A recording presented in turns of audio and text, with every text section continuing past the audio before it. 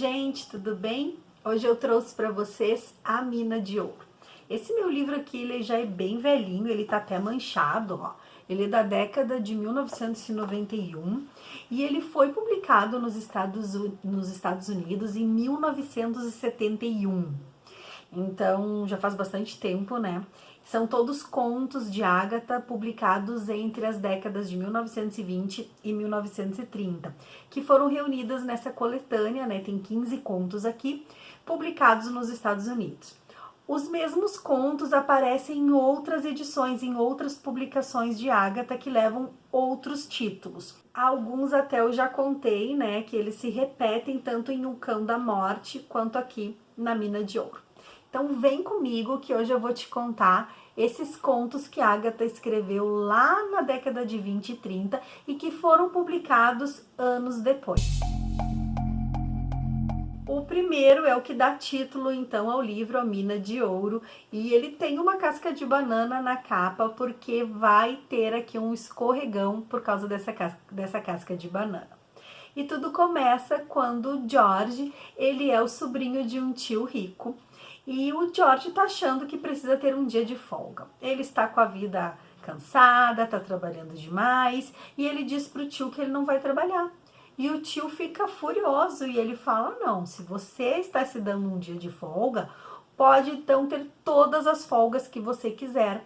Porque não é assim que a vida funciona, meu rapaz. Você tem dias de férias e dias de trabalhar. E hoje é um dia de trabalhar. O George pega o carro e resolve então sair. Ele, por acaso, encontra uma jovem socialite, que é a Mary. Ela está ali passando por alguns apuros. Ele ajuda, vai até o campo, se mete numas enrascadas junto com ela. E aí ela diz para ele que ela só casaria com alguém que se ajoelhasse diante dos seus pés. E ele diz, jamais eu vou fazer isso na minha vida. E ela diz, George, por mim você não faria isso? E ele, nunca. E aí eles estão nessa aí, ela tá assim, super chateada, porque ele já disse que não vai se ajoelhar, quando ele escorrega numa casca de banana e se ajoelha aos pés dela. E aí ela bate palmas e diz, ai que bom, George, eu aceito agora me casar com você, porque você se ajoelhou. E ele, não, foi por causa de uma casca de banana. Mas depois, lá no final do conto, a gente vai ver que o George teve uma sacada muito inteligente, muito esperta. Ele diz pro tio que com 2 pences ele resolveu a vida dele. E aí o tio, como assim 2 pences? Não entendi. Ora, para comprar uma banana numa carrocinha de rua. Nem todos se lembrariam daquela banana. Onde se tira uma licença para casar? É no Doctor's Commons? E aí então ele vai, porque ele vai se casar com a Mary. Foi tudo uma armação para ele satisfazer a mulher, se ajoelhar aos pés dela, mas no fundo casar com alguém que, ó, era muito rica. O segundo conto, que é o mistério do Lorde de Listerdale, vai contar então a história de um lorde, de um homem de 53 anos de idade. Ele ganhou muito dinheiro e agora ele está assim alugando as casas que ele tem como uma forma de ajudar as pessoas que por infortúnios ficaram sem nada. Ou seja, pessoas que tinham uma posse financeira, mas por causa da vida perderam tudo e hoje tem que morar assim de favor, porque não tem uma receita para poder cobrir os custos. Então ele oferece a casa dele, através dos seus advogados, para uma mulher que tem um filho e uma filha. E no início essa família vai a morar na casa do Lorde achando que está tudo bem. Só que o filho começa a investigar e diz, mãe, não é bem assim. Ele não está alugando para qualquer pessoa, ele fez isso por você. E aí a senhora vai conversar com o Lorde, diz que agradece muito, mas que não vai poder aceitar, porque é uma questão de honra, sabe? De orgulho. E aí ele conta que ele foi apaixonado por uma mulher quando ele tinha 23 anos de idade, mas que eles se casam e 1 ano depois ela morre, e que hoje ele sente que ele ainda tem chance de ser feliz. E aí ele pega nas mãos dela e pede a senhora Bárbara em casamento, e ela se acha uma mulher velha, com 53 anos de idade, que não pode ser feliz de novo, e ele diz que não, que eles têm toda a chance do mundo. E aí então é uma historinha assim, meio que inocente, mas que vai ter um final feliz. O terceiro conto se chama A Moça do Trem. Tá lá o personagem principal, que se chama George. Ele está sentado no trem, louco por uma aventura, quando uma moça entra correndo, pede ajuda, pede que ele ajude a escondê-la. Ele esconde ela embaixo do banco. O seu tio entra na mesma hora perguntando cadê a moça, e ele diz não tem moça nenhuma, e chama o bilheteiro e diz que aquilo é uma afronta e expulsa o homem do vagão. Aí a moça agradece, né, e diz que não pode contar o que está acontecendo, mas que vai com ele até a próxima estação. E ele se encanta pela mulher, por aquela situação toda, né, e ele pergunta se está acontecendo alguma coisa e ela dá a entender que tem uma quadrilha. Ela entrega para ele um pacote, né, e diz assim, por favor, você não perca isso, guarde-o com todo o seu cuidado, com todo o seu coração. E ela aponta pela janela para um homem de cavanhaque e diz para ele não perca ele de vista. E aí os dois se separam. E o George vai atrás daquele homem de cavanhaque que de fato está relacionado com uma trama ali de máfia ali. A polícia tá atrás daquele homem mesmo. E o George abre o pacotinho para ver o que tem e tem uma aliança. Tem uma aliança com um nome gravado, né? E ele fica sabendo que dias depois a dona daquela aliança se casou. Ela era a Grã-Duquesa Anastácia, que ela se casa com um lorde, né? E ele fica para morrer, porque ele acha que era que a Grã-Duquesa era a moça que deu para ele a aliança. E quando ele tá assim super triste, a moça que ele escondeu no trem aparece. E aí ele não sabe quem ela é, se ela está envolvida com a máfia ou se ela é a Grã-Duquesa. E ela diz que não, que ela é a irmã do Lorde, cunhada da Grã-Duquesa. Eles queriam se casar, mas o tio dela não queria. Já tinha arranjado um casamento armado. Então elas trocam de lugar no táxi. A Grã-Duquesa foge com o chapéuzinho dessa moça e a outra veste a estola. Então o tio corre atrás da roupa, não da pessoa, né? E ela se esconde no trem e era ela que estava levando as alianças. Como o tio foi despistado com a troca das moças, né? A Grã-Duquesa consegue casar com o Lorde, não tem aliança, mas eles pegam qualquer objeto para simbolizar. E aí então essa moça pega de volta a aliança e o George diz, não seja por isso, vamos aproveitar essa aliança e você casa comigo. Então, ele vive a aventura do trem, ele consegue prender o homem do cavanhaque, que por acaso vem ser um bandido mesmo, e no final ele ainda fica com a mocinha. O conto A Bravura do Eduardo Robson, ele é bem engraçado, porque ele é um rapaz que ele assim arranjou uma moça para namorar, para cortejar, e essa moça tudo ela quer fazer economia. Então se eles vão no cinema e ele quer comprar o melhor lugar do cinema ou do teatro, ela não, vamos pegar ali o pior lugar para pagar menos. Tudo ela economiza, sabe? Se ele quer oferecer um jantar num restaurante chique, ela diz que não, que eles têm que comer num lugar mais barato. E no início até parece legal, mas depois ele já tá achando aquilo chato demais. E aí o rapaz ganha na loteria, ele ganha uma fortuna. E ele pensa, se eu contar para a Maldi o dinheiro que eu ganhei, ela vai querer que eu guarde tudo, só que eu quero comprar um carro esportivo, eu quero ser feliz um dia, eu quero poder esbanjar e gastar um dinheiro que eu nem imaginava que eu ia ter.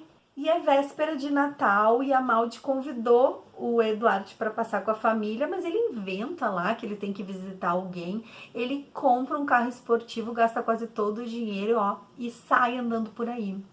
E ele sai, estaciona o carro e ele desce para dar uma olhada lá numa paisagem. Quando ele volta, ele tá dirigindo, ele vai pegar uma coisa no porta-luva e ele acha um colar. Ele acha um colar de diamantes, ele não sabe do que se trata, ele começa a olhar para o carro e ele percebe que ele está no carro errado.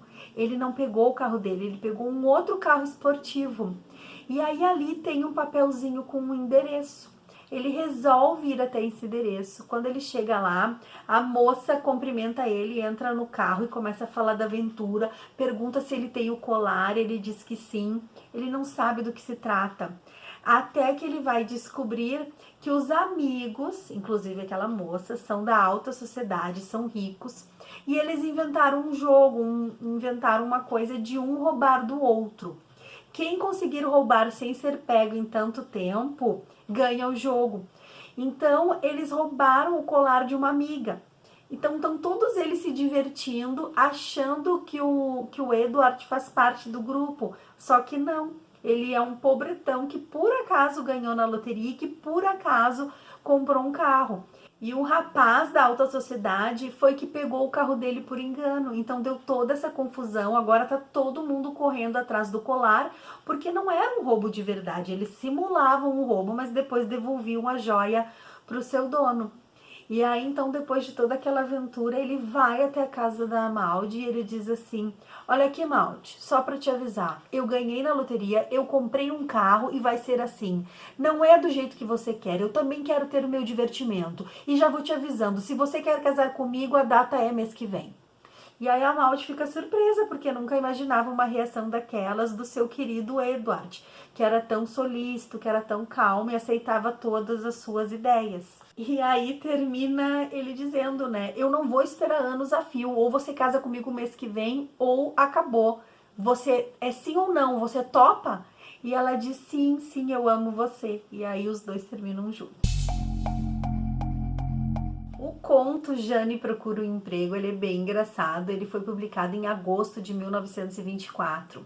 E a história da Jane, ela tá olhando os classificados, procurando lá um emprego, quando ela vê um anúncio bem específico de que procura uma mulher com aparência tal, altura tal, etc e tal, né?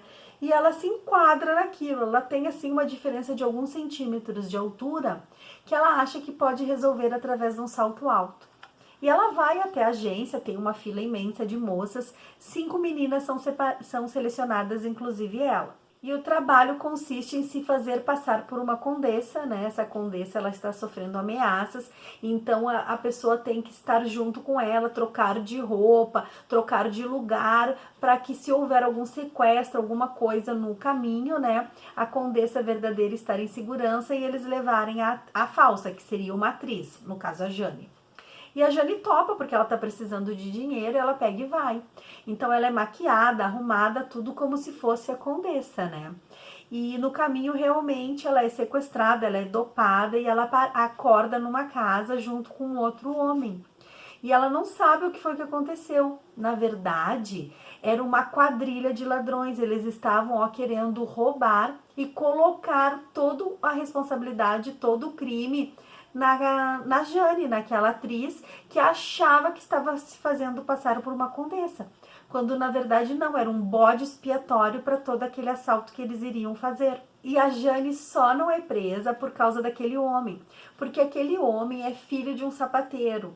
E ele observa que entra uma moça, sai outra moça, mas elas calçam sapatos diferentes e de alturas diferentes. E aquilo chama atenção e ele resolve investigar. Então ele vai atrás da Jane quando ele vê que ela é dopada e ela é amarrada. E aí alguém acerta ele na cabeça e também amarra ele na casa. Então é ele que vai ser testemunha para Scotland Yard conseguir desmascarar o que foi que aconteceu e também inocentar a Jane. E no final o rapaz diz assim: sabe que até ontem eu nunca tinha visto uma mulher que me desse vontade de casar? Até ontem? Pergunta a Jane. Foi lá que eu a encontrei, a primeira e a única. E aí então ele a pede em casamento e aí os dois terminam juntos. O conto Um Domingo Frutífero também, ele é bem engraçadinho, vai contar a história de um casalzinho apaixonado. Eles estão passeando no parque, andando de carro, quando eles veem uma plaquinha ali, né, comam mais frutas, estão vendendo morango, cereja. E aí eles compram então uma caixinha de cereja, eles estão ali dividindo um para cada um, e no final eles encontram um colar de rubi. E aí eles ficam muito impressionados como é que aquilo foi aparecer na cesta, o cara bem que era sinistro, né? E eles viram na manchete de um jornal que tinha tido um roubo de um colar. E eles imaginam que bom que o colar está dentro da cesta, começam a ficar desesperados, ele quer devolver o rubi, ela também quer, mas ao mesmo tempo ela diz: a gente não roubou, a gente achou, o que é roubado, que é o que é achado não é roubado, quem perdeu foi relaxado.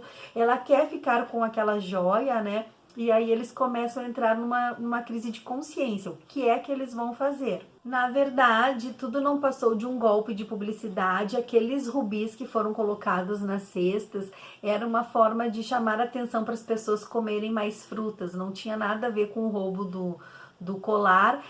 Eles é que pensaram errado e aí no final o menino disse para a moça, né? Mas vale uma mulher virtuosa, né, na sua vida. E ela, eu não sei se eu queria ser virtuosa. Daí ele diz, você não é, com esse rubi aí no seu pescoço, esse colar de ostentação, você não é nada virtuosa. E aí eles resolvem ir no cinema namorar mais um pouquinho. O conto A Esmeralda do Rajá, ela foi adaptada por Agatha Christie para o teatro, assim como outro conto chamado As Calças Trocadas. E ambos têm a mesma estrutura, né? Um homem, ele vai até a praia junto com seus amigos, ele tá muito interessado numa moça e eles vão junto, todo mundo consegue trocar roupa numa cabine particular. Ele não tem tanto dinheiro assim, ele acaba indo numa outra cabine pública. A fila está imensa e aí ele pensa, eu vou até aquele bangalô lá de uma propriedade de ricos e eu vou rapidinho lá, finjo que sou amigo e troco a minha roupa para tomar banho de mar. Ele vai, entra na cabine, pendura sua calça, vai lá, se diverte com os amigos e os amigos resolvem que vão almoçar fora no restaurante. Só que ele não tem tantas condições assim. E aí ele fala para a moça, puxa, eu acho que eu não vou. E você, vai ir com eles ou vai ficar comigo? E ela, você que sabe, se você não quer ir, a gente se encontra mais tarde. Então a moça meio que dá assim um chega pra lá nele, ele fica super chateado, ele volta para se trocar e quando ele se troca, ele coloca uma calça errada. É uma calça puída de quem vai pescar, mas ele, como a dele também era velha, ele nem se dá conta.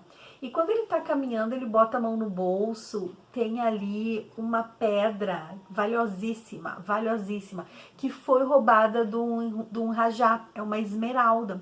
E ele fica muito angustiado porque como que aquela pedra foi parar na calça dele? Na verdade não era a calça dele, era que ele pegou a calça de alguém que tinha essa pedra. E quando ele tá pensando em voltar para devolver a pedra, chega alguém da polícia e diz que quer que ele devolva a pedra, que sabe que ele é o ladrão. E aí eles começam a caminhar e ele pensa, não, eu não sou o ladrão, como é que eu vou me escapar disso?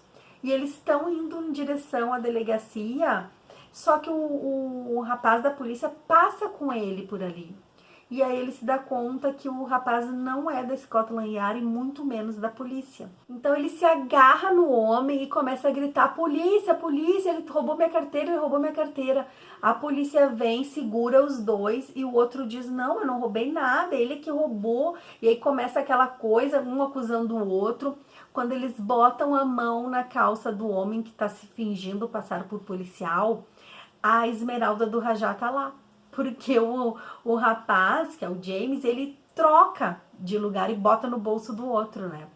E aí, então, o Lorde é chamado, né? E aí ele fica sabendo que aquele rapaz é que descobriu que o seu empregado, o seu mordomo é que tinha roubado a esmeralda do Rajá e se oferece para pagar um almoço para ele. Aí, quando eles estão saindo, né, em direção ao almoço, a namoradinha dele, a Grace, aparece junto com os amigos e pergunta onde ele vai. Ele, Grace, agora eu não posso falar com vocês, porque agora eu tô indo almoçar lá na casa do Lorde, ele me convidou, eu vou almoçar com o Rajá. Então ele, que tinha sido despeitado por ela, né, consegue dar o troco lá no final da história.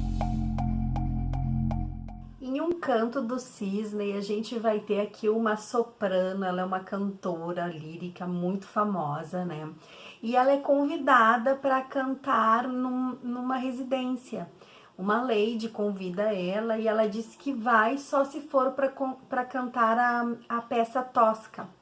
E não era bem a peça que a lady queria, mas como ela é muito famosa e ela mais ou menos dita as regras, a lady acaba aceitando. E o par dela nessa peça vai ser um outro cantor lírico. E aí, então, eles vão até lá e esse outro cantor, ele morre.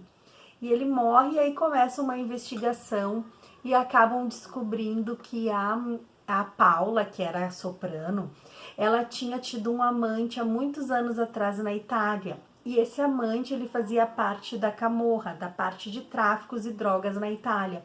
Ele é preso e ele é condenado à morte. E ela pede, por favor, para que esse cantor lírico interceda e que salve o seu amante. Mas o cantor não quer fazer nada, não quer mover uma palha para ajudar, até porque o cara era de fato bandido. E a Paula fica muito revoltada. E aí ela continua a sua vida, mas jura vingança, né? E aí quando ela se encontra com esse cantor, ele sem saber que é ela, né? Ela acaba matando. E o conto termina assim: o senhor não vê, é a história de Tosca que se repete. Ele se apaixonou por ela na Itália, mas ela foi fiel ao amante e o procurou para lhe pedir que salvasse o outro. Ele prometeu que salvaria, mas em vez disso deixou que morresse.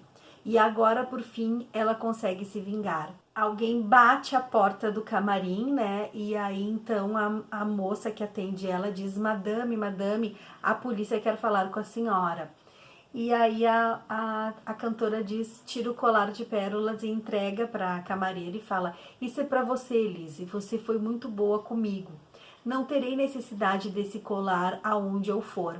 Compreende, Elise? Nunca mais eu cantarei a Tosca. E aí a atriz fica então olhando ali por um tempo o seu camarim. Ela passa então pela porta e ela vai em direção à polícia.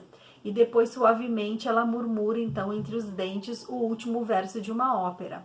A comédia é finita, ou seja, terminou para ela, né? Ela consegue se vingar e agora ela vai pagar pelo seu crime. Os contos O Cão da Morte, A Cigana, O Lampião, O Estranho Caso de Cyrandro e O Chamado das Asas, eu já contei eles porque eles estão aqui nesse livro, no Cão da Morte. Só para a gente relembrar então um pouquinho, eu até vou deixar aqui nos cards para vocês o link que dá então acesso a esse post onde eu contei todos esses contos. Só para a gente relembrar, diz assim, ó. O Cão da Morte era aquele da freira, lembra que tinha o portal, ela tinha a chave do portal para um outro mundo. E tem um médico que finge que está ajudando, mas na verdade ele quer essa chave. E tem uma marca de um cachorro na parede, não sei se vocês lembram disso, acontece numa ilha. Então esse é o Cão da Morte. O segundo, que é a cigana, é aquela que morre e renasce sempre numa outra mulher. Ela vai atrás do seu amor, mas o tempo separa eles. Então, toda vez que ela encontra ele tem medo e ele acaba procurando outra pessoa e acaba morrendo. E ela vaga, então, vidas e vidas atrás do seu amor e eles não conseguem nunca ficar juntos. O Lampião é aquele da história de um menino que ele escuta os passinhos pela casa de uma criança que morreu à espera do pai. E no final ele morre junto e dá a mão pro garotinho e vai embora. O conto do estranho caso de Cyrandro é aquele que a madrasta faz uma feitiçaria e troca a alma do gato pela alma do enteado. E ele começa a agir como se ele fosse um gato, até que num momento lá de afogamento, a noiva chama por ele e ele ressuscita, ele volta pro corpo original. E o Chamado das Asas é aquele rapaz que ele salva alguém de um trem, ele tira alguém dos trilhos do trem e ele acaba caindo e morrendo, e ele queria se livrar do corpo pesado que ele tinha. Então todos esses contos são numa pegada assim mais sobrenatural e eles aparecem aqui no Cão da Morte. O nosso 14º conto se chama Flor de Magnólia e é uma moça que ela é casada com o Richard, né? E ela conhece um outro homem e esse homem se apaixona por ela, os dois acabam se envolvendo e ele pede para que ela fuja com ele. E ela aceita, né? Os dois vão até a estação do trem, eles fogem. E quando eles estão no trem, ela vê uma manchete de um jornal que uma empresa foi à falência e que perdeu tudo. E o marido dela é sócio dessa empresa. E aí ela diz pro seu amante: eu tenho que voltar porque o Richard precisa de mim agora. E ele: não, você não vai voltar, por favor, a gente tá fugindo juntos. Ela disse: eu posso fugir em qualquer outro momento, mas não agora, porque agora ele precisa de mim. E aí ela volta para ser solidária ao marido, porque acha que não é o momento agora. ele perder tudo que ele tem, o dinheiro que ele tem e ainda a esposa. Então ela volta para dar o apoio para ele. Ele tá lá desesperado, né? Assim, ela diz que eles vão conseguir superar aquilo, passar por isso. E aí ele pede, né, que ela vá até o encontro desse amante e que peça para ele os documentos que o incriminam. E aí ela diz que ela não pode fazer isso, né? Porque ela estava inclusive para fugir com ele. E aí ele pede, por favor, bota o seu vestido mais bonito, ou seja, ele quer lançá-la aos tubarões. E ela percebe, né, que ele está vendendo-a em troca da sua segurança. Então ela vai até o amante, ela pede, por favor, para que ele entregue os documentos, ele não faz nenhum comentário, entrega. Ela se despede dele, vai até a casa do marido, né, destrói os documentos e diz para ele que tá tudo acabado. Se ele teve coragem de expô-la a outro homem, né, sabe-se lá o que ele poderia pedir em troca desses documentos. Então é porque ele não a ama, porque um homem que amasse jamais faria isso. E que ela se sente agora livre para ir embora. Então ela acaba sozinha. Cai a última pétala da flor de magnólia e ela termina sozinha. Ela não fica nem com Richard, que foi esse homem canalha, que além de ter feito um desfalque roubado, ainda foi capaz de oferecer a mulher de bandeja em troca da sua segurança, de não ser preso, né? E ela também não fica com seu amante, porque ela acha que não é justa com ele, porque ele vai achar que ela só ficou com ele para poder salvar o marido. Então ela acaba sozinha. O último conto do livro se chama Se Não Fosse o Cachorro. E é uma história bem triste, a história de uma moça. Ela era noiva do Michael e ele tinha comprado para ela uma ferradura, assim, né, um pingente para simbolizar o relacionamento dos dois e tinha dado um cachorrinho para eles chamado Terry. E ela era muito apaixonada por aquele homem, ele vai para a guerra e ele morre. E aí ficou só ela e o cachorro. E ela, assim, sofria muito com a ausência do seu namorado, né?